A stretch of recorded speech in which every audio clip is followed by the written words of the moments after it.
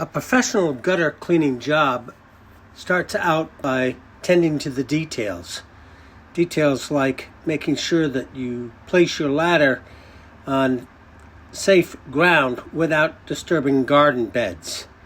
It also means that you place it against the gutter or above the gutter so as not to scratch the finish on the gutter. When we're cleaning gutters, we're careful to remove all the debris. It doesn't take much to start the beginnings of a dam where debris builds up and can ultimately stop the flow of water down to the drains.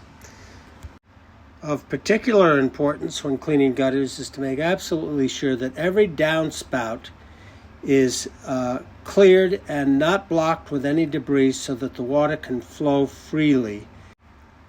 The debris is collected in containers so that we may dispose of it in a discreet place on the property so that it's not an eyesore.